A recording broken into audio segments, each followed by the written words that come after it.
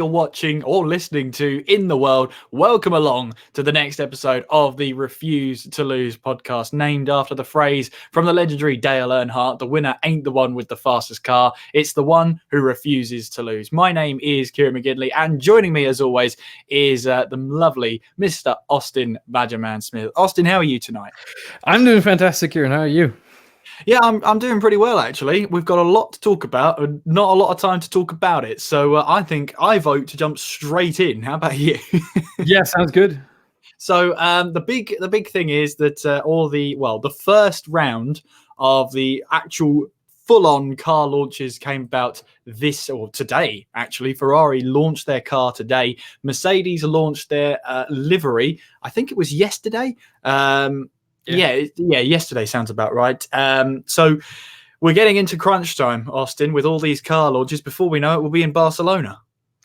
Yeah, it seems so. It's going very quickly. It's, as many people on Twitter have already posted, it's launch week, just trying to turn that into a meme. It's getting really cringy at this point. But yeah, we have seen the Haas livery as well as a render, so not actually put on a car, but at least we've seen what it's going to look like. And looking at the three, I have to say Haas has really stepped it up compared to last season.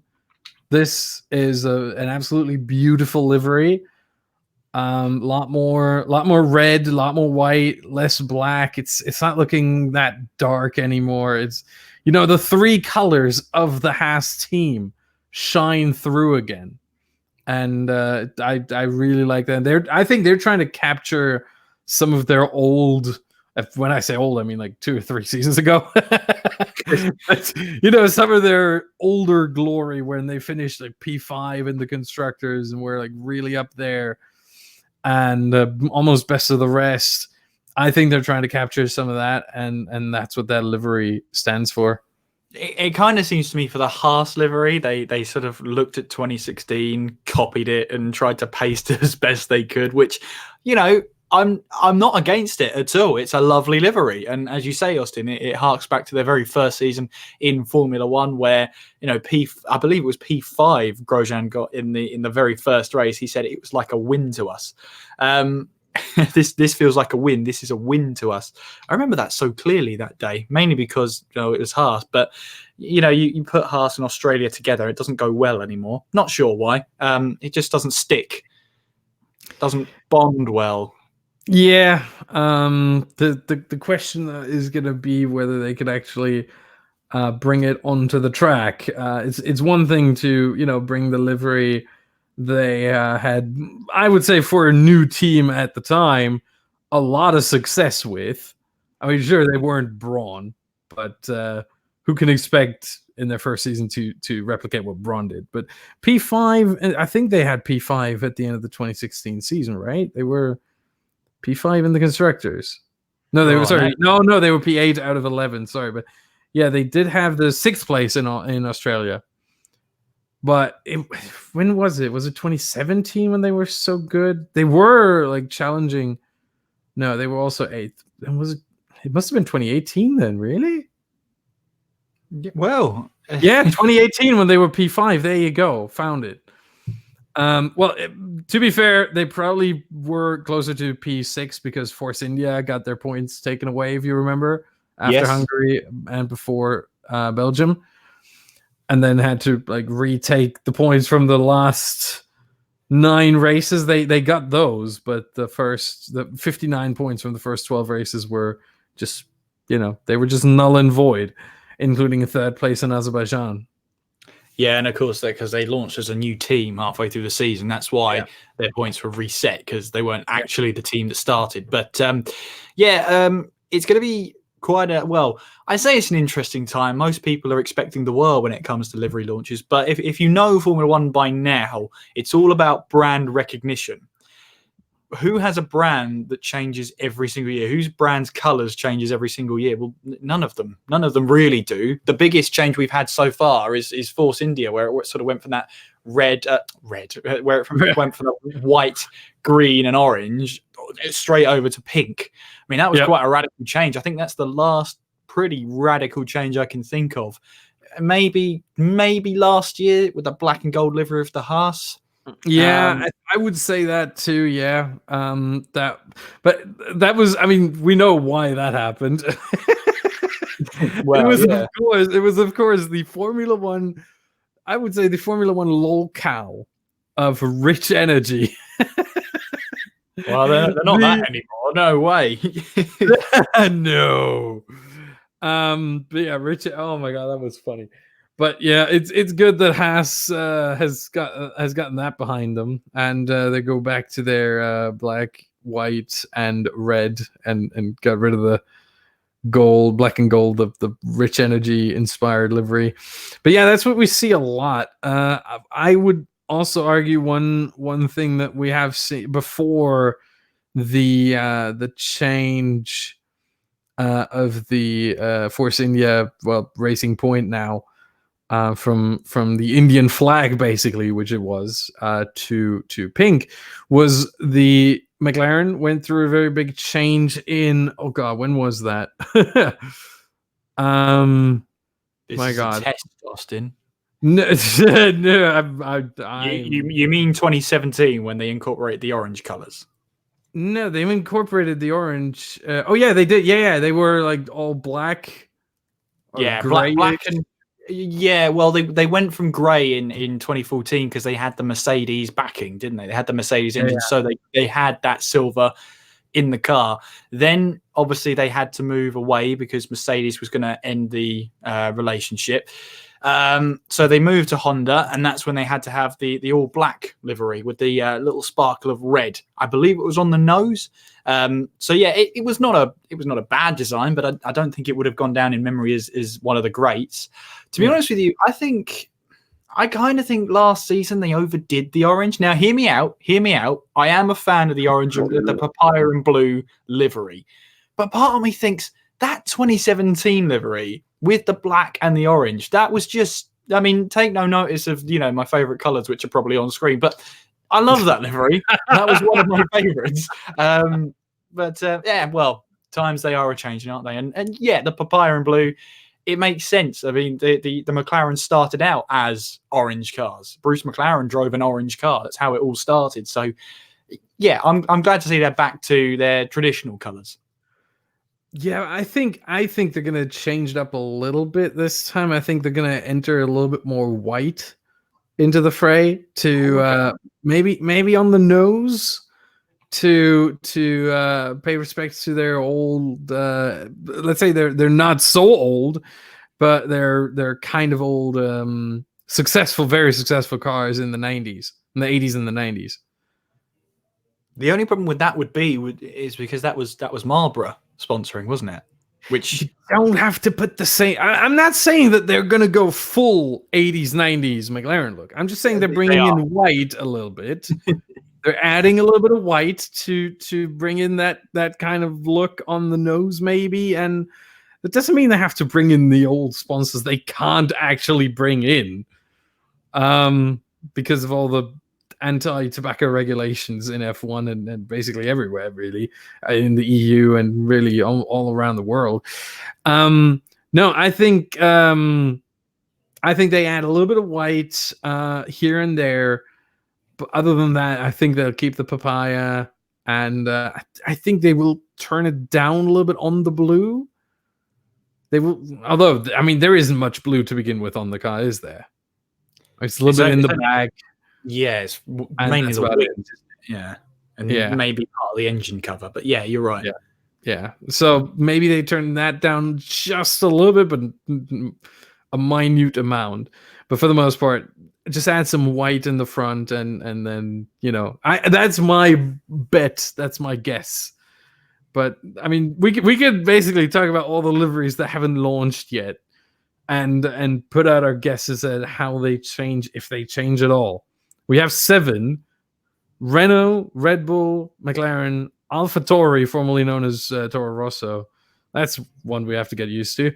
Racing Point, Williams, and Alfa Romeo, as we've seen Ferrari, Mercedes, and Haas already.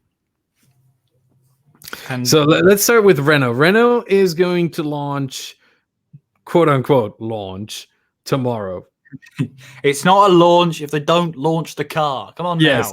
Come on now. Yes. So all they're gonna do is they show glimpses of the car.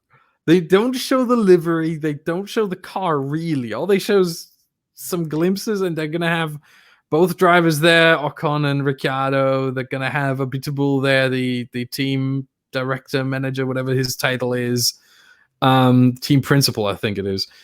They're gonna have the Renault Vitality F1 Esports drivers there. I heard. The question is how many of them, but at least one from what I've heard. Maybe all of them that they still have signed or something.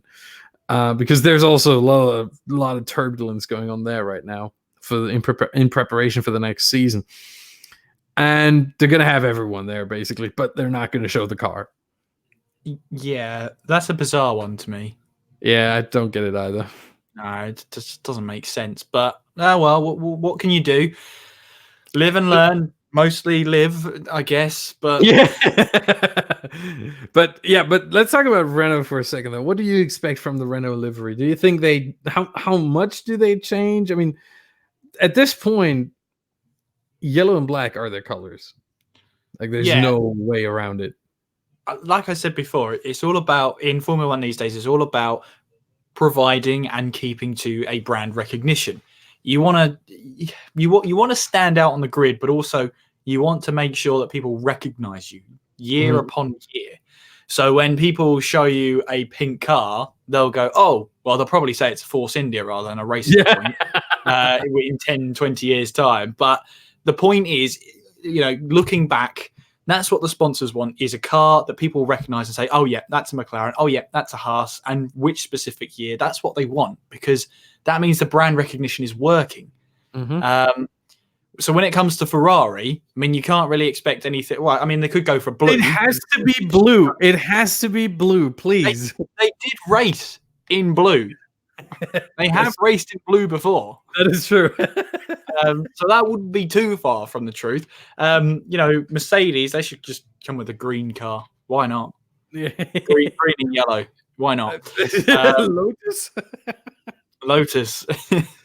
But I mean, I think next year, not these launches will be fine, but the next season, that's where we could see some radical changes in the livery, because the cars will be different. So they've got to look different. They've got to seem like they're much more different than their predecessors. And one of the ways Mercedes did that with the current generation of cars is that throughout the seasons, throughout the years, they went from that silver and black look in 2010. They brought in that little bit of blue from Petronas, which actually really suits the car. I really like that, what they've done with that livery. And then sometime in about 2017, 2018, towards the back of the car, it started to go black towards the bottom, towards the trim. It went from grey and faded into black. Yeah, and that was a noticeable change, because everybody noticed it. That's different. I quite like that. That usually defines a noticeable change. Yes, and it looks like they are keeping the red star on the car, which is a very nice touch. So that would be nice. And yeah, I think Kieran, you still haven't answered my question. My question was, what kind of changes, if any, do you expect from the Renault? Yeah, I'm getting to that. Well, once I go through this once I go through the Nordschleife of ring, I'll answer your question. That's what it feels like, yeah. But it's brand recognition, basically. To cut a long story short, it's brand recognition. I don't expect a lot to change. I expect them to have the yellow and black livery. If you spend so much time bringing in, I mean, they started back in, I believe it was correct me if I'm wrong, Austin, 2016 was one of the yellow cars when it came in. So they've really been trying to back the yellow, which makes sense, because that's their brand color now. You now see a yellow car on track and you think, oh, that's a Renault. It's the whole point. So I don't expect a lot of change in the Renault livery. I don't expect a lot of change in any of the other liveries, if I'm being completely honest.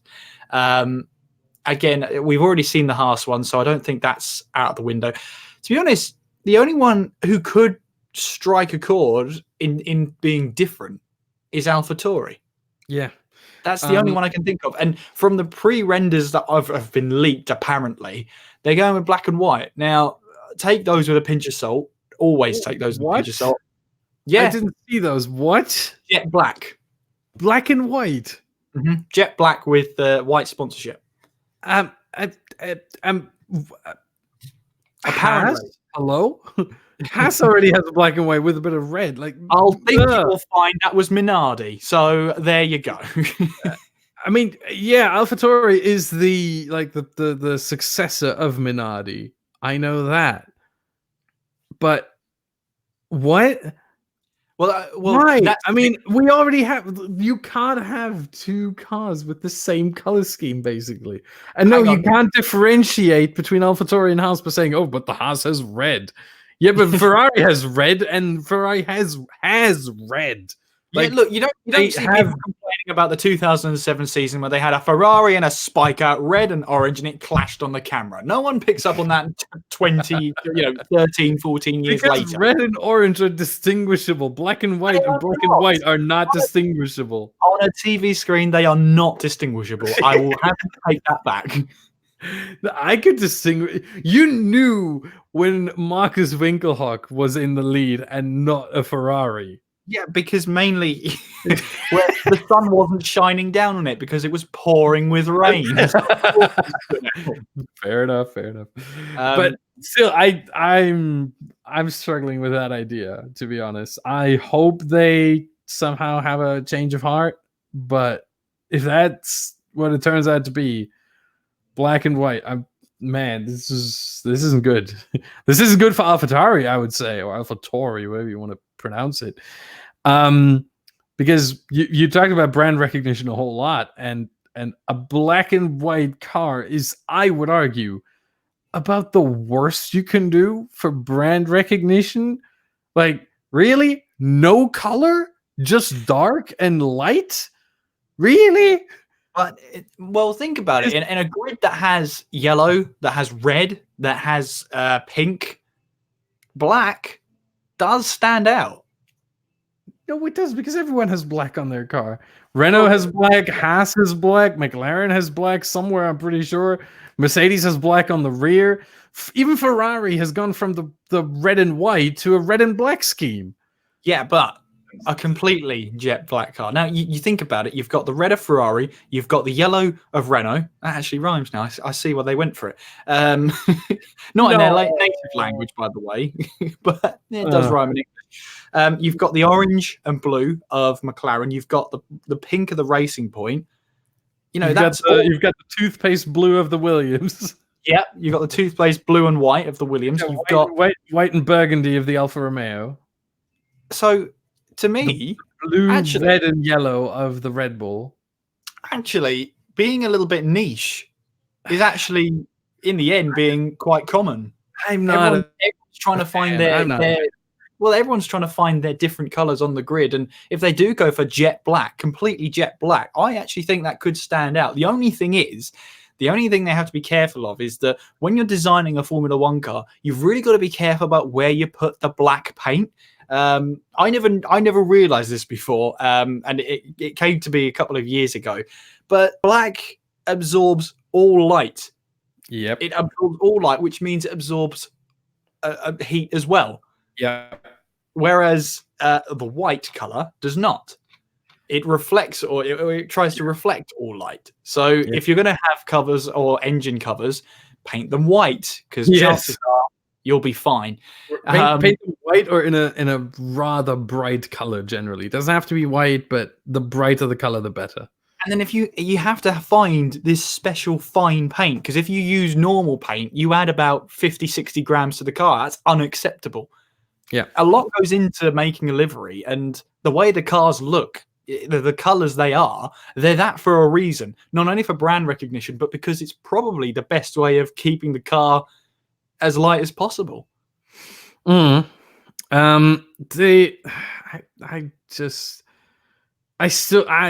heard this for the very first time just now, that they actually go with, or the leaks show that they go with jet black and white, and I just no.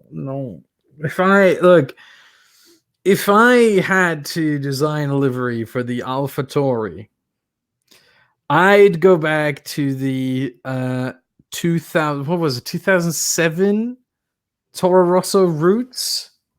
I think it was 2007, right? Yeah, when Vettel won.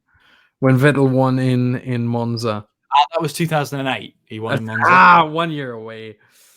1 year away. But yeah, I mean, it was the same car, though. It was the Toro Rosso STR2 in both seasons. Although it was the STR2B, but it was, just a slight development, really. And yeah, I would go for that kind of look where you have like a really dark blue and then also like a dark red, almost burgundy kind of color. So you notice that it's still a Red Bull car, which I think, honestly, people started to forget, I feel like, at least some, that, oh yeah, that's Red Bull's second team, because the livery was just so different from Red Bull. I would get it closer towards Red Bull again in that regard. If you launch the AlphaTauri with jet black, no one's going to realize that, oh yeah, this is the Red Bull second team. Oh yeah, yeah, sure. Makes sense. No, it doesn't. What's the point of the name change in the first place? This is the one I haven't got to the bottom of. You don't know? I don't know. Enlighten me. So AlphaTauri is a new brand of the Red Bull family, which is basically a fashion brand. So yes, Red Bull actually gets into fashion as well. And the brand was introduced in 2016, but because basically, so for all this time, Red Bull didn't have really a use for the Toro Rosso brand, because it really means just Red Bull in Italian. And, it wasn't really useful. And so now they thought, you know what? We can promote our clothing brand with our second team. And so that's why they went with AlphaTauri. Well, I guess that makes sense then. The big issue is that I'm just seeing this right now. The logo of AlphaTauri is, you guessed it, black and white. I'm not a fan. I'm still not a fan. I never will be. Well, the thing is, Austin, it's not up to you. Wow. That's the important thing. Well, everybody thinks Formula One is a democracy, and everybody gets to have a say. No, it's not. It's not. It never should be.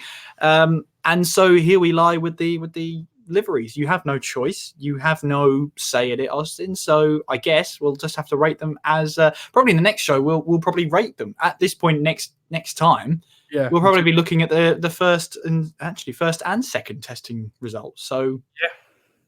We'll be able to give you a rundown there and maybe even come up with some predictions. Although trying to predict the entire 22 race championship, or probably 21 at this moment in time, race championship, we'll not discuss that for now. But trying to predict the season, trying to predict the season from two sets of preseason results. It didn't work too well last time, did it? What do you mean last time? No, I mean last season. I mean not for us, but generally for everyone. Like everyone looked at the winter testing and went, "Oh, Ferrari's really quick." Yeah, how did that turn? I did not buy it for a second. I tweeted about it. I did not buy it.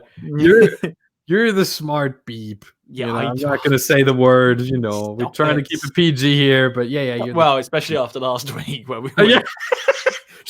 We don't talk about this. We don't talk about last week. No. 2 weeks ago.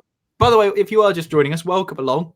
You've joined us in a ramble again. This is what the show turns out to be, just us rambling. Yeah. We get a general title. We know what we're going to talk about, and then it just diverts. Why not? But much like the M25, all the twists and turns, the squiggles around the block, we eventually come round and finish whatever we were saying. Now, what were we talking about, Austin? That's a UK reference. No one. That is. no one outside of Brexit will ever get. Yeah. Touched a nerve. I had to. But yeah, no, just trying to summarize really quickly because I think we want to move on to the next one very quickly because that is one that I think we both enjoy, the next topic. But just to summarize, I think I'm going to make some predictions here. I think the Renault will come with more yellow than last season. I think Red Bull will once again show us a livery at the launch tomorrow that they will not have. That they will have for testing, but they won't have for the season, which is going to be unlucky because the livery is going to be awesome again. Yeah, McLaren isn't going to change, but I think it's going to add some white. AlphaTauri is going to be awful. Racing Point for the last time will have the pink in 2021 with Aston Martin coming in, obviously. That will change, but I don't think they add any British Racing Green or anything this time around because, as you said in the pre-show, no, it's not before the show, BWT is still the sponsor, and they don't give up their pink just yet, and pink and British Racing Green don't match well. At least Williams not yet. I hope they don't go there. Williams, less toothpaste, more tradition, maybe, hopefully. Less toothpaste, more pace. Yes, that too. Haas, we've already seen, and it's fantastic. And Alfa Romeo, I don't think they're going to change at all. Yeah. Even though they are the team that has changed the most, as when they were Sauber. They had like a blue and green. They had like the blue and gold when Wehrlein was driving for them. They had like a whole bunch of different liveries, and it was really weird. The brand recognition was like just not existing. Yeah, I think mainly Romeo came in, boom, white and burgundy, and that's it, done. Never going to change again. I think mainly because Sauber were always sort of on the move for the next big sponsor. So, for example, they had the I believe it was the white and black car because they had the Chelsea sponsorship, and of course, the Chelsea Football Club sponsorship. The badge looks really good on a white background; it really stands out. So that's why they did that. When they signed Felipe Nasser, and it's Nasser apparently, not Nasser, which it should have been. But Nasser, when he signed for the team, obviously brought a lot of money with him. So they went through that. Sponsorship. They went through the blue cars. I think they had blue and yellow, which actually looked quite nice. It was. Yeah, it actually looked quite nice. I didn't like it. So when that tie ended, then they had to move on. It was just as simple as that. But now you say Alfa Romeo is a brand, and the main thing is brand recognition. So I think you're right. We're not going to see a lot of changes from them. Yeah, I think that will be the least changed car of them all.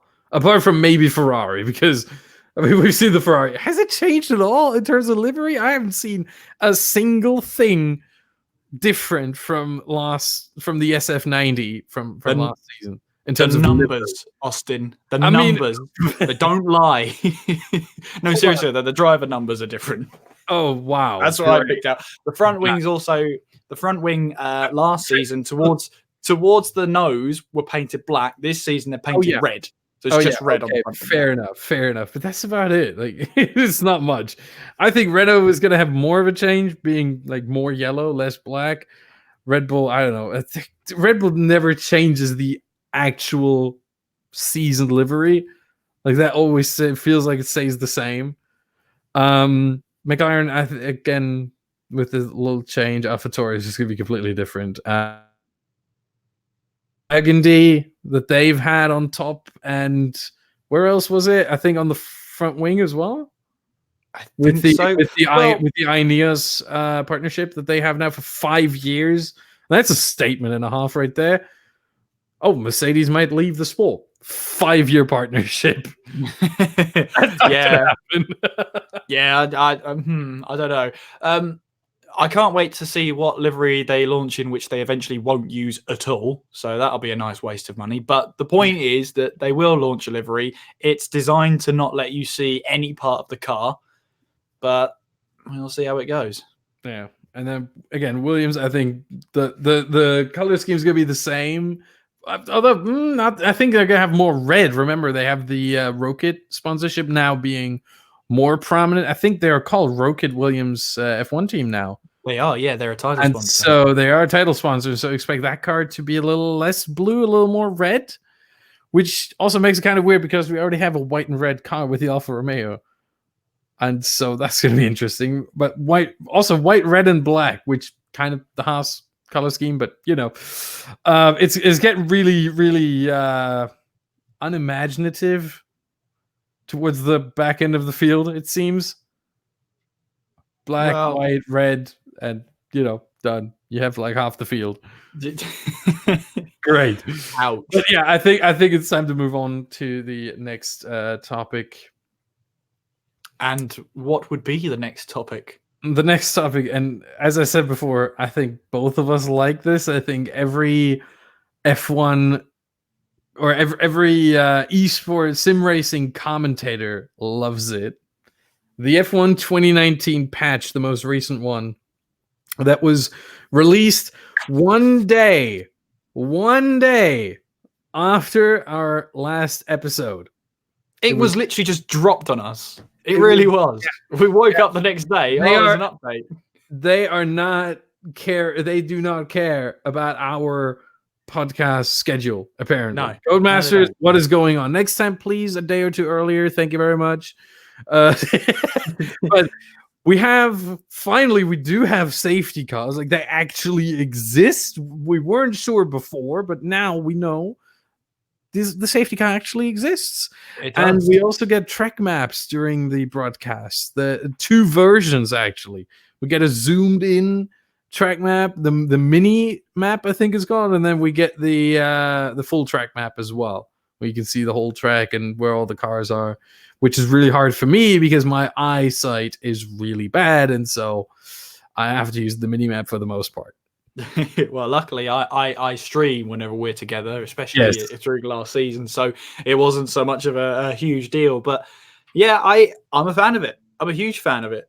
Having a track map there really does open it up, and you can actually see where those yellow flags actually are, rather than just in yellow sector 1, sector 2, sector 3. You can actually see the bar at which the yellow flag is actually out. And as you say, the safety car comes out more often. I've actually seen people complain that it comes out too often. No. But my 2 pence on this, because obviously I'm British, it has to be different.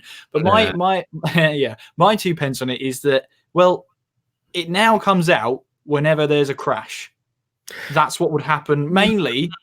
Either way, the VSC would come out or the safety car would come out. And normally, if there's 2 cars involved, the safety car comes out, which is kind of what happens in real Formula One. So the only solution to that would be to not crash. Yeah. I would have that as a solid solution, Yeah. Oh, there's so many safety cars coming out now. Yeah, I mean, don't crash then. Yeah, it's actually really, if you want less safety cars, don't crash. But I've done, since the patch, I've done, I think it was 3 streams. I did 1 in AOR and I did 2 in OneHub. Yeah. Oh, no, I did 4. I did 1 in ILR, I did 1 in AOR, and I did 2 in OneHub. So 4. The amount of safety cars in every single one of these races was adequate to the amount of safety car worthy accidents and crashes. It was complete. Every single safety car I've seen was justified based on what happened right before. Absolutely. Every one of them, including the VSCs as well. And I would even make the argument in I think it was the ILR race, the final ILR race at Abu Dhabi, ILR 1. There was a crash right at the end of a safety car period, which then made it so that there wasn't a second safety car period right after. But it was on the start-finish straight, and the car was in the middle of the straight, basically. And so it would have warranted a safety car, but because the safety car just came in, the game decided, you know what? Nah. And you can make the argument, hey, it's still not enough safety cars, but that was one instance where, the timing, understandable and everything. But yeah, it's awesome. We actually have safety cars when they are warranted, and we don't get safety cars when they're not warranted. I had one. It was the final lap of the race at the US Grand Prix, and someone going up to turn one tries to move down the inside, holding it there, loses the back end, and goes into the wall on the left-hand side. Now, on the final lap. Yeah. And, well, I'll give full credit. There was no safety car. There you go. The reason why was because, well, actually, there's only one more lap of the race. Yellows will cover it. And so a safety car wasn't deployed. Well, that for one. Second, between the track and the wall on the left side, there's still quite a bit of grass. So the car wasn't on track. It wasn't an on-track hazard. It was off-track. 3, it was to the inside, meaning, if someone else spins into that place, generally at rather low speed on the exit of turn 1, which is almost a hairpin. And so, overall, there's no need for a safety car there. And on the final lap, even less so. But even a VSC would be too much. And so yellows are enough. And it's balanced fantastically. Huge kudos to Codemasters for that patch. That was fantastic. That was beautiful. That was perfect. I just yeah, no, seriously. I am so happy with that one. What we have to remember is as well that Codemasters is not in terms of a gaming company, it's not at all big. It's actually quite small in comparison to other developers out there. They're actually quite a small company. So people are saying like, oh, why did it take 8 months for you to solve this? Well, it probably took about 4 months to actually code it, properly in order to get it to work. Then you have to go through so much testing. You have to test every single line of code, and that takes time. So if this is implemented now into the next game, then Bob's your uncle, as they say. then we start off with a good safety car. I think it has been a while. I think the safety car has always struggled in the Codemasters F1 games for whatever reason. It hasn't quite been. It's either out too often, as we saw. I think it was 2012, where you'd make. It was later than that, where you'd make slight contact with the wall, or you'd have a spin, and the safety car would deploy. It seems to not do that in this latest patch at all. If there's a spin, it waits. Or if there's someone into the wall and they bring debris back on, a VSC is deployed, which is actually quite accurate. So I'm very happy with that. It just seems like they found that balance. They finally found that balance, and if they can move forward, just like they did the handling model, I believe it was in 2016 or 2017 when they found the perfect. They found that perfect handling model. They handled like a dream, and they went on with that. Yeah, they found the handling model mainly because they, for the first time, had real F1 data that they were able to base it off, and so they were able to implement that. And I saw one of the release streams from Codemasters at the time, with obviously part of that stream was the Lee Mather, fantastic guy, I have to say. Every single day, he just explains the changes they make to the game every year. He just explains it so well as well.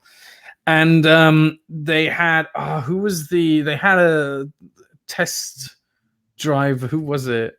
I don't remember. Was it? It was David something, wasn't it? Is it David Greco? Yes, David Greco. There you go. Fantastic. Thank you. There you go. Off the top of my head, David Greco, I think, explained it and said they had, for the first time, they had real F1 data, and what they found was that in previous games, the cars were too light, and so they've given the car and not powerful enough. So it balanced out, but the cars were too light, and so they've made the cars heavier, but they've also given them more power to balance that heavier car out. And now it's or since 2017, I think it's more realistic. And that was just a fantastic change to the whole handling. And you could feel, if you played 2016 and 2017 on the F1 games, you can feel the difference in the car being heavier. It really feels heavier. And it's just they made the change there, and now they've made another big change. And for the first time, I would say a big change that didn't come between games, but within a game cycle, with the safety car balancing. And that's at least the hope is, but I'm pretty certain it will hold up.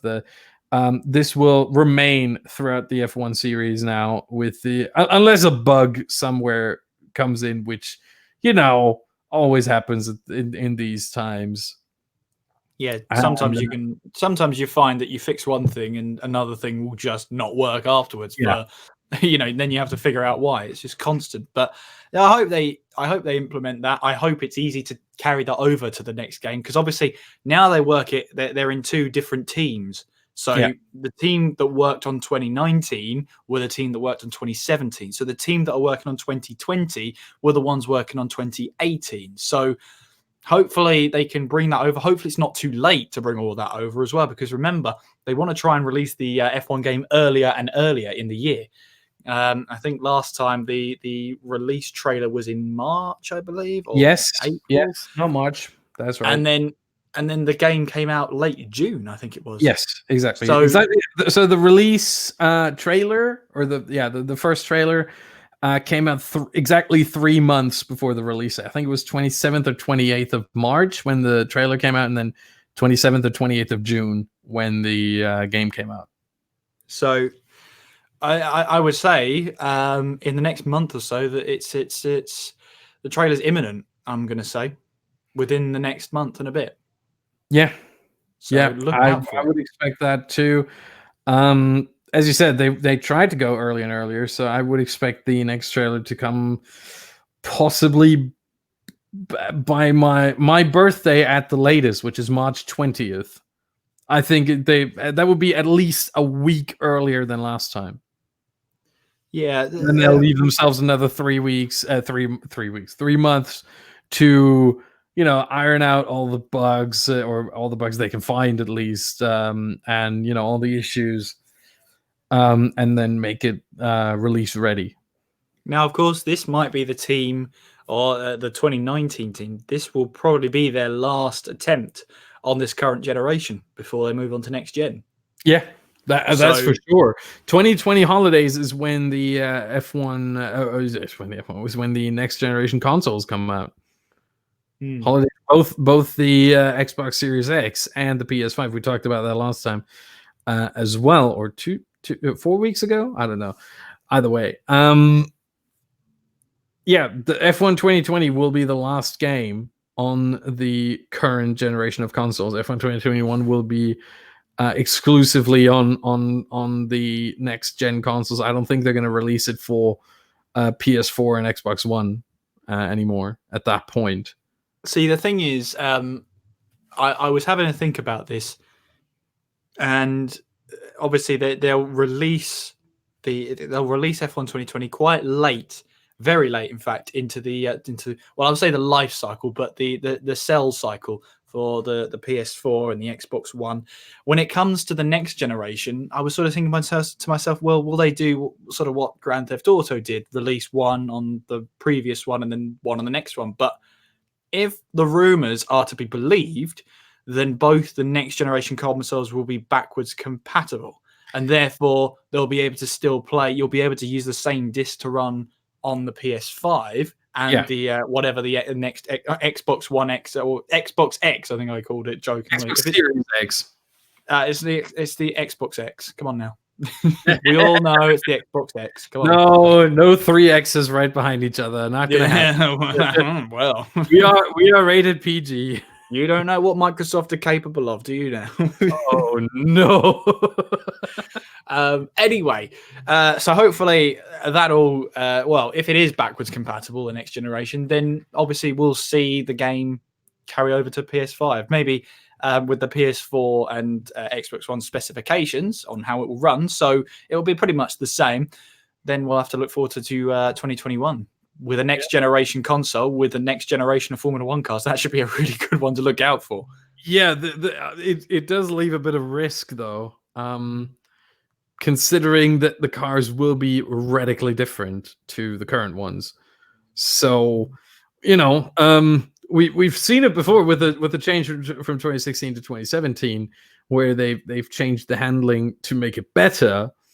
Now there's the uncertainty coming into play of how the 2021 cars will behave, how they will drive, and that could be an issue. The times I fear might be wildly off if you compare.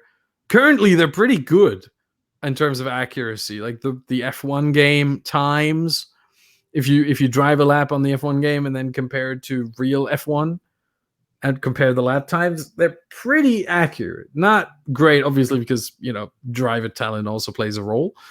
I mean, the F1 game driver talent, because obviously the people in the real F1, the drivers are all very talented. Otherwise, they wouldn't be there. Lance Stroll. I had to. How did you manage to get a dig on Lance Stroll in a stream when we're not even talking about Lance Stroll? How did that happen? I had to. But either way, the players of the F1 game obviously have different, skill. But if you put someone on there who's experienced at least, and is driving at least on the level of 110 AI or better, then it matches the real times quite well. But I fear that might be in jeopardy with the 2021 game. But we'll see. That's just speculation, really, for the most part. From the we had the F1 real, talking about the car and livery launches. We had F1 virtual. I think we need to go where F1 is going to start, which is Australia. And we also need to talk about real and virtual racing over there, because we had the Bathurst 12-hour, both the real version and the iRacing version. And a lot happened, Kieran. Yes, I believe it was the Kangaroo Grand Prix, wasn't it? Yes! It was. Many things have happened in motorsport. I don't think kangaroos halting a practice session has been one of them. I have to be honest. Yeah, I mean, wasn't there once a giant lizard on the track? Wasn't that Verstappen? That was at Singapore, yeah. Giant lizard. There was a lizard on the track. There is lizard. There was a deer, Montoya. Oh dear. Oh dear. It's like a horse with horns. That, to this day, is the best description of an animal by an F1 driver, by a motorsport driver ever. Well, no, that wasn't him. That was his engineer that said that. Oh, yeah, there was the language barrier. Yeah. You're right. But still, by motorsport personnel. Yes. Ever. You've also got the groundhogs at Canada. But anyway, we're not talking about different animals at different tracks. We're talking about the Bathurst 12-hour, which, I have to be honest with you, there were some big hits in the real life race. Big hits. And most people, or some people were saying about, should we change the track? And well, I'm sided with you. No, but the problem is that we'd all say no, something goes horribly wrong, and then we all say, why wasn't that changed? It's what happens. People don't like to change because they feel like they want to. They make the change because they feel like they have to. So there is that. However, Bathurst is not an easy track. It's actually one of the most difficult tracks you could ever go to. The undulations, the fact that the wall is so far away. It's like Monaco, but, you can actually overtake there. It's quite incredible. To be fair, you can only really overtake in a couple of spots. That's still more than Monaco, I have to be honest. That's true. But that's mostly because Bathurst also has long straights, which Monaco famously lacks. As well as that, as well as Monaco and Bathurst, they are challenging because the walls are never far away at all. Yeah. One mistake and that's your race over. So so going around a track like that for 12 hours, well, I'd love to do it. I've driven on Bathurst in several games, several editions of the game, and every time I go to it, I love it. absolutely adore that track. So I'm a huge fan of it. I'm a huge fan because it's so challenging, and in the heat conditions as well. Yeah, really add to it as well. Obviously, the race happened, I believe it was last weekend. Yeah, I believe it was, or the weekend before. I think it was. no, it was the weekend before. Because we are on Tuesday, so last weekend was 2 days ago. Yeah, last weekend was the iRacing Bathurst 12 hour. Yeah. So that means it was the weekend before. So it would have been very hot out there because, of course, for what the Northern Hemisphere is the winter months, for the Southern Hemisphere is the summer months. So already in Australia, it's hot. So I can't imagine, going through that circuit at those, possibly 30 degrees, maybe even higher than that. Quite incredible endurance event. We should say. The Celsius, not Fahrenheit. Otherwise, the track would be very icy. Oh, yeah. And also Australia will be wondering what they did wrong. Yeah. But yeah, Bathurst, every time you have an endurance race of 12 or 24 hours, it's always a challenge in multiple ways. You have to beat the track. And I would say every single track that holds a 12-hour race or longer is challenging in its own way. Sebring, with the track, I would say, being rather narrow, with the walls being close at points. Bathurst, obviously, with the undulation. Spa with the 24-hour race there. I'm losing my voice, man. Jeez. Spa with Eau Rouge, for example. And then you have Le Mans with the long straights and basically driving on public roads. And Nordschleife, I think that's pretty clear how that one is challenging. Nah, easy. Easy. It's my absolute hate track, but just aside. You have to beat the track. You have to beat. Basically, you have to manage the car. You have to manage yourself. Your team has to be there for you. Your team has to be like perform on their peak level. Your teammates, your fellow drivers on your team have to perform at their highest level. There's just so much that goes into it. Your eyes when it gets dark. There's just so much. The heat, and then it gets cooler during the night, and it's just everything. And I've done virtual. I haven't done real endurance racing, obviously. I've done virtual endurance racing, 24 hours, 12 hours, and it's not as much of a challenge. I would never try to compare that, but it is also a challenge. Because you have other issues that can happen there that tend to not happen in the real version. For example, you lose your internet connection. Yeah, can you imagine if you just disappear on a race weekend? Yeah, just you drive around, like on a real circuit with a real car, just suddenly poof, gone. You're gone. No, that doesn't happen. But yeah, that could happen very well. Like technical difficulties in that regard. Not to the car, but to you and your system and everything. That's a very, very real possibility.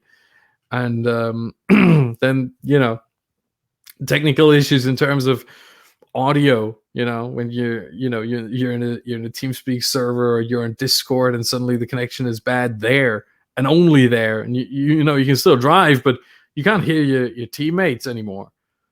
You also don't have that big of a team.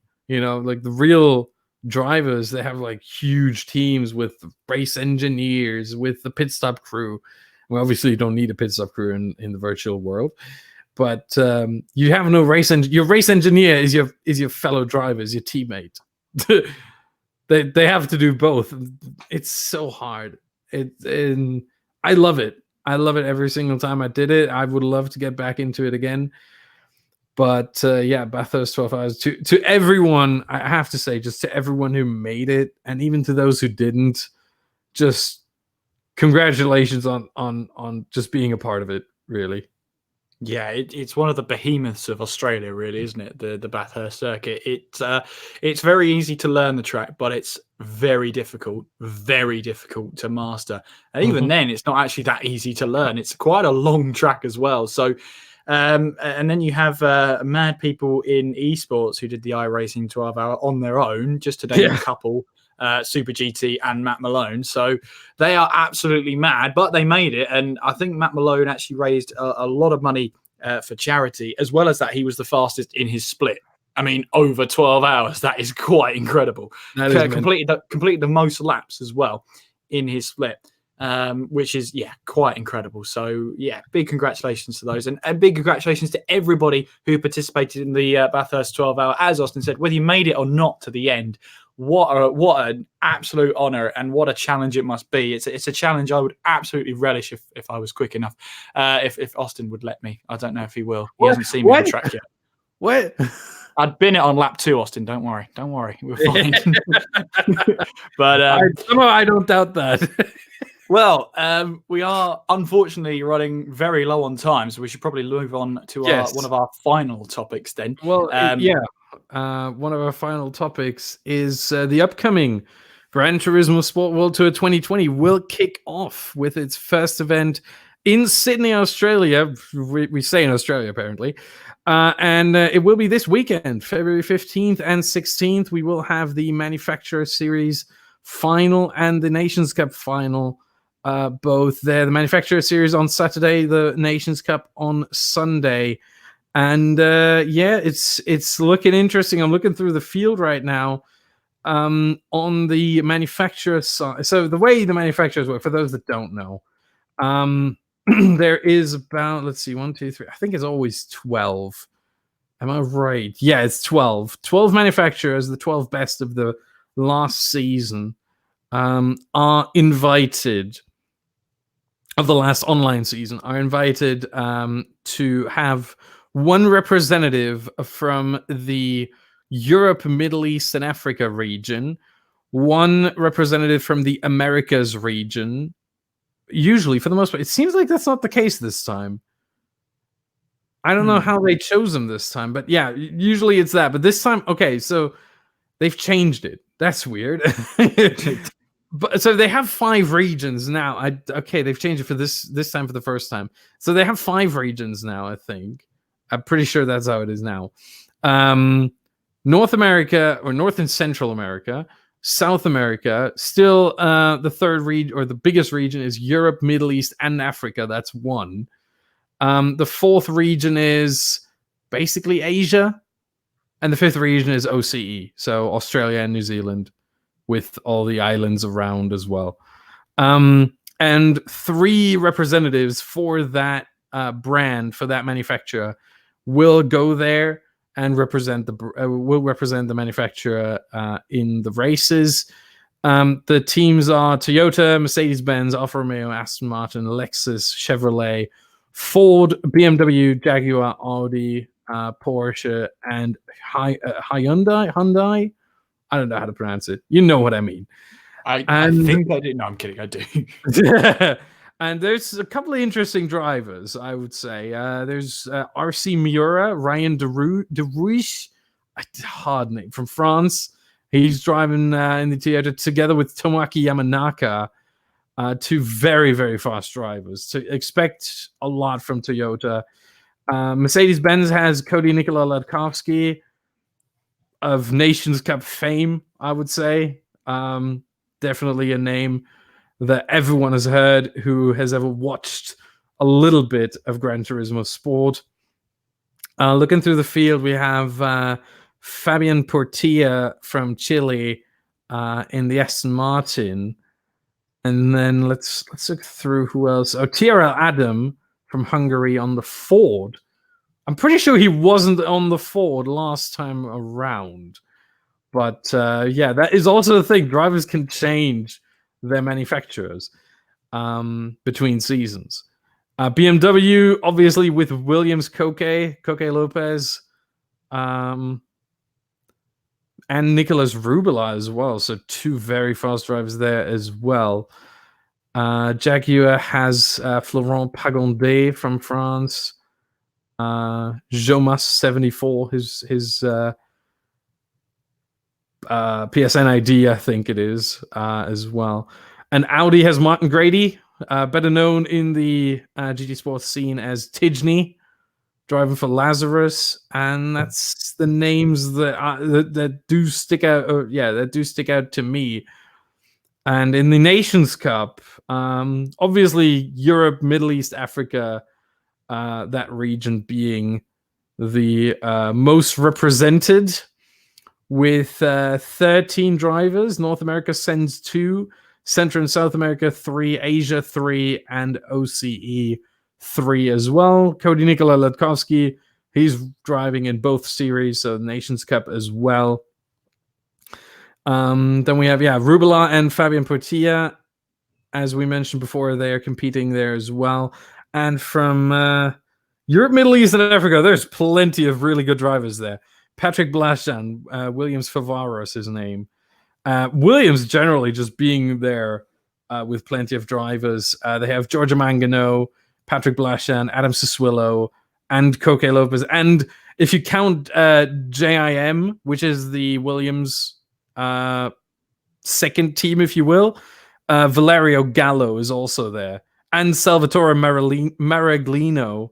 So they have 6. Basically, Williams has 6 drivers there. Veloce has 2 with Baptiste Beauvoir, Veloce Tsutsu.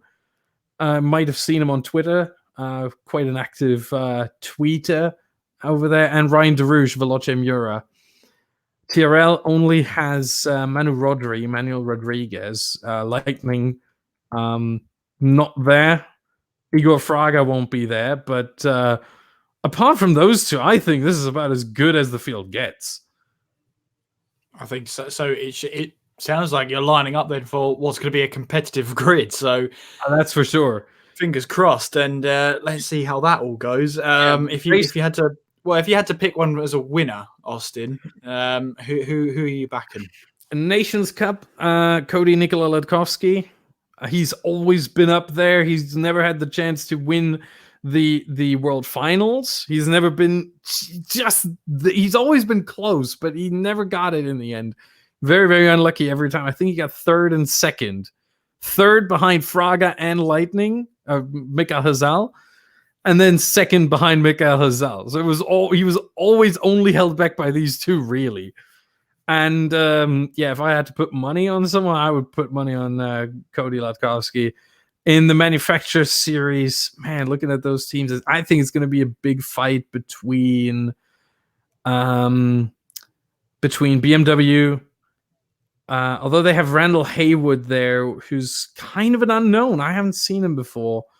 So I don't know how he's going to fit into the team there.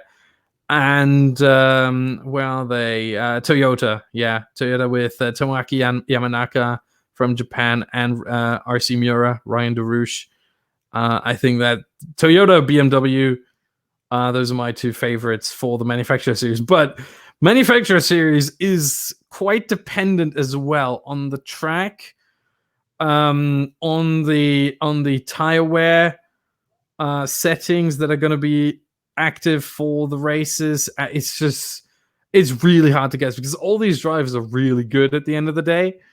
And so this is the hardest one. Nations Cup, you can always, have a little guess and you kind of know who the really fast drivers are, but in the Manufacturer Series, it's tough. Yeah. I mean, it is, well, if it's so tough then, Austin, it should then be a really competitive grid. So we'll definitely have to go back to your Nations Cup prediction there and see if that's right. The Manufacturer one, not so much. Because you've literally said it could be anyone. Yeah, really. But the way it's going to work, the Manufacturer Series, as I said, will be on Saturday. There will be a qualifying of the 12 teams, 1 driver per team in the qualifying. And then in the first race, all 3 drivers have to drive. The qualifying will not be broadcast, by the way. Only the race 1 and then the grand final. So there will be 2 races. In the first race, they get points basically like the Eurovision Song Contest. So 12, 10, 8, 7, 6, 5, 4, 3, 2, 1. And then in the grand final, double points. So you can get up to 36 points. And they've already published the details of the races, and I find that very interesting. First race will be in the Group 4 cars, so basically the GT4 equivalents, on the Circuit de Spa-Francorchamps. You have to, you can choose between the hards, the mediums, and the softs. 12 laps, 2 times fuel consumption, so fuel shouldn't be an issue, and 3 times tire wear. So tire wear shouldn't be much of an issue either, considering those softs around Spa should go a long way. And we could see some wacky strategies there. Someone going like 6, 7, 8 laps. Oh, no. No, the way they're going to do it is probably 5 laps on the softs, 4 laps on the mediums, 3 laps on the hards. Because one of the regulations tends to be, for the most part, that each set of tire has to be used at least X laps. And on a 12-lap race, that's usually at least 3 laps. And so that's probably what's going to happen. And then that's why they put the tire wear so low. So the tire wear itself isn't going to be much of a factor. But, the tire and driver choice will be. Because every driver will only have one set of tires, and you have to choose who's the best on the softs, who's the best on the mediums, who's the best on the hards. And, that can be difficult. And then the grand final will be quite a bit longer, and it will bring us to the track we just discussed, Bathurst, in the GT3 cars, the Group 3 cars. Again, hard, medium, soft, as it always is. Fuel consumption times 2, 20 laps, so quite a bit longer. Fuel consumption times 2, again, not going to be an issue. And tire wear times 5. Now that is interesting. Tire wear times 5 could really be a factor in the grand final. And I'm very interested to see how the drivers are going to handle that, how the cars are going to handle that. And then in the Nations Cup, there are 24 drivers, 2 groups, Group A, Group B. They will be split, I don't know, probably using kind of lottery system to see who's going to be in Group A and who's going to be in Group B. And then there's going to be 2 semifinal races, semifinal Group A, semifinal Group B. The top 6 from each semifinal go on to the final. And the Nations Cup race 1, which is the semifinal Group A, will be with one car, the RE Emilia FD3S RX-7. It's a tuned Mazda RX-7 around a GT Sport original, the Kyoto Driving Park Yamagiwa. I like that track a lot. Has a lot of long corners, long winding corners, where it's really hard to keep the tires in check. Tire selection will only be the sports tires, not the racing tires. But again, hard, medium, soft. I think they have to use all 3 again. 13 laps, 15 times tire wear. Now that's a tough one. Well, that sounds tough. It sounds tough. It is tough. Even though you have to say it's the sports tires. They have a lot less grip than the racing tires, but they last a lot longer. So the sports soft tire probably lasts longer than the racing hard. Right. And still 15 times is a lot. Nations Cup race 2. So for the semifinal Group B, to be announced. We don't know the car. We don't know the track. We don't know the number of laps. We don't know the fuel consumption. We don't know the tire wear. My guess is it will be a track that is going to be released with the next update. And the next update is going to come within the next 3 or 4 days. Or, the next update will come like probably towards the end of the month. But usually GT Sport, they have the track ready for those World Tour events. And so they showcase the new track, whichever it's going to be. I have no idea which one it's going to be, by the way. But they will showcase it there so that all the viewers are going to be like, "Ooh, I want to play this track." And then a week or two later, when the next patch comes out, new track. And that's how we got like basically all of the tracks. So that's how we got Spa. That's how we got Laguna Seca. That's how we got the Tokyo Expressway South Inner Loop or South Inner and South Outer Loop, whatever it's called, another original track, and so on and so forth. That's how they tend to do it. So TBA means a new track that isn't in the game yet.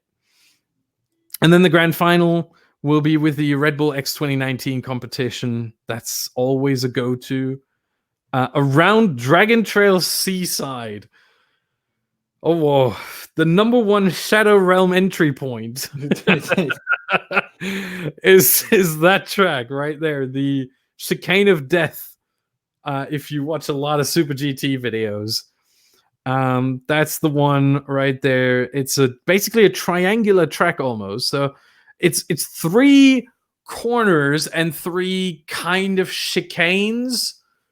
Although the first one is a chicane, the second one is a chicane, the third one is a more like S's. You have to slow down a little bit, but it's no hard braking zone. And so it is a fun track to drive, I have to say. 30 laps though. Whew, that's going to be a long race. It's going to be with the Red Bull X 2019. You drive that in around, I would guess, 1:20. So we're looking at a 40-minute race. Whew, that's going to be tough.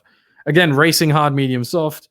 Fuel consumption times 2, tire wear times 5 shouldn't be much of an issue because the Red Bull X 2019 doesn't, it's really nice on tire wear. So times 5 shouldn't be much of an issue. But that certainly is going to be interesting. The track, I think, is going to be perfect for the Nations Cup Grand Final, and that will be, as I said, on Sunday. I'm very excited for it. I'm going to watch it all. And one of the best things I have to say that GT Sport does better than anybody, the stream will be available. I'm going to have to find that here. Probably in English, in German, in French, in Italian, in Portuguese, in Spanish, in Japanese. Probably forgot a language or two, but they give you like 7 different language options, and it's amazing. Well, I hope there's a language that everybody can watch in. I mean, 7 languages covers most of the majority of bases, I would say. Yeah, I mean, again, English is one, so you got that at the very least, and then you get German, Spanish, French, Italian, Spanish, Portuguese for the Brazilians, for the most part, as Portugal isn't that big of a country, and Japanese, that's for sure as well. I don't know if they have any others, but they definitely have those, and they will all be on the GT Sport YouTube channel. Well, unfortunately, I have to put the GT Sport hype train on hold, I'm afraid, Austin. I'm sorry, I know. Hey, don't worry about it, because it's time for our final topic of the week. Okay, so no game review? Yeah, no. I think we're just going to go straight in for the for the moment of the week, I think. All right. So I'll let you start, Austin. I'll give myself 3 guesses as to what you're looking forward to, mainly on Valentine's Day weekend. No. I'm looking backwards. I'm looking back at something. So last week, Wednesday, you know for sure, Kieran, and everyone who's watching and listening probably knows as well by now, the saga of me trying to get a job. On Wednesday last week, I called them back, inquiring about when I can expect to hear back with some hopefully positive results, and they could not give me even an estimate. And so I'm still sitting, I'm still waiting. But if I had to guess, I think I'm gonna hear back from them hopefully by my birthday. Again, I'm going to put that as because it's only at this point. Hold on. How many weeks are there until my birthday? 1, 2, 3. Really? It's only 5.5 weeks. Jesus Christ. Okay. All right. There you go. 5.5 weeks. I think that's plenty of time. But the issue is that from what I understand, I might be wrong, but from what I understand is that the job not the one I originally applied for, but the one I'm being considered for now hasn't actually been created yet. So they have to go through all the paperwork to, get that done, and then they can put me in that job, and I can work for them. But that's gonna take some time, and I'll have to wait. But that's my personal moment of the week. There's not much else that happened really. It was a really boring week, 2 weeks for the most part. For myself, well, obviously, if you don't know, over on my Twitch channel, a subtle plug, twitch.tv/Kieran MCG. We've been doing the F1 1998 Championship, but just with AI. And last night we were at Detroit, of all places, which it was going well for 30 laps until thank you, Austin. Until Nakajima had a big accident on the track. Like, I'm talking massive accident. The car went flipping and ended up off the track. And then I cut away from it, thinking nothing of it. About 30 seconds later, the safety car's deployed. And I look back and think, oh, what could that have been? Maybe something's happened elsewhere on track. No.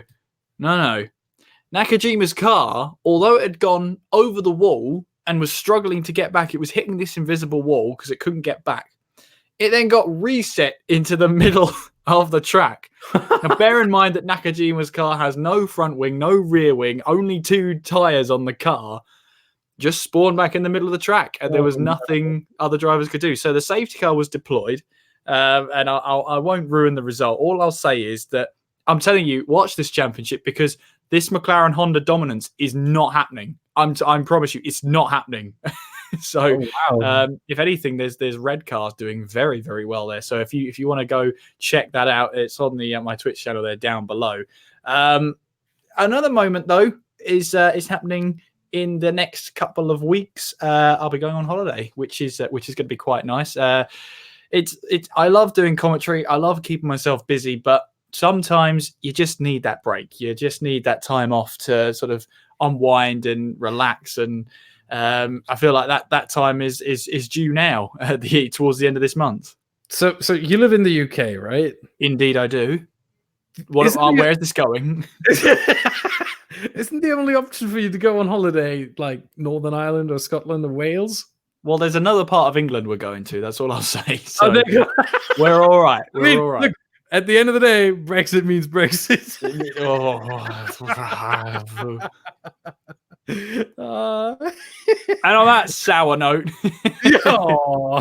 on that note, it's probably time to wrap up tonight. If you did like the podcast, then make sure you give the channel a subscribe there down below. Make sure you hit the notification bell so you don't miss a single episode when we go live. We'll hopefully be back in 2 weeks' time as our sort of bi-monthly or every other week schedule goes. So our next time we're live should be the 25th of February, which is Shrove Tuesday. So get the pancakes ready. Come and watch us rant for a little bit. So that'll be very, very nice indeed. What is that?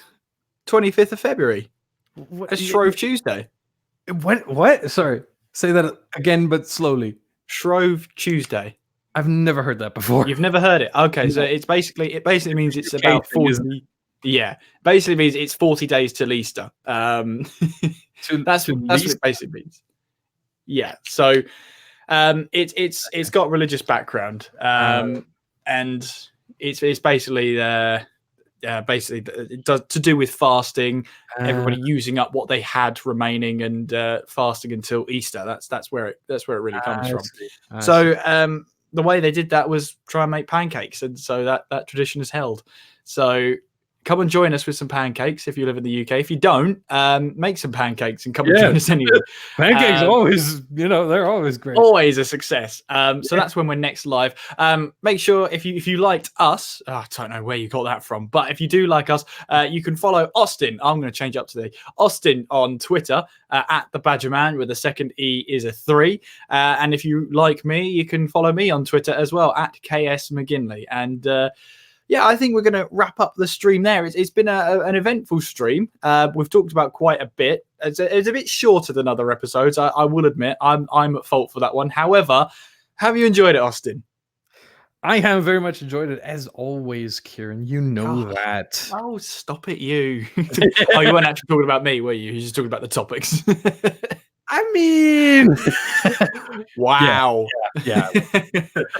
Oh, anyway, thank you very much for listening on. Yeah, you can join both myself and Austin in 2 weeks' time on the 25th of February when we will be live once again to talk about everything Formula One. We'll probably know at least some of the testing results, maybe not all of them, but we'll know some of them. We'll have a rough idea, so we can definitely go through that next time. And whatever happens in esports, maybe we'll revisit Austin's predictions of the Gran Turismo Cup coming up over this weekend. Who knows what happens? We don't know until about an hour before when we start planning it. Yeah. However, hopefully you have enjoyed this episode. And of course, the Refuse to Lose podcast, which is named after the legendary Dale Earnhardt's quote, it ain't the one with the fastest car. It's the one who refuses to lose. Thank you very much for watching and for listening. I've been Kieran McGinley. And I'm Austin Smith. Take care of yourselves, and we will see you next time.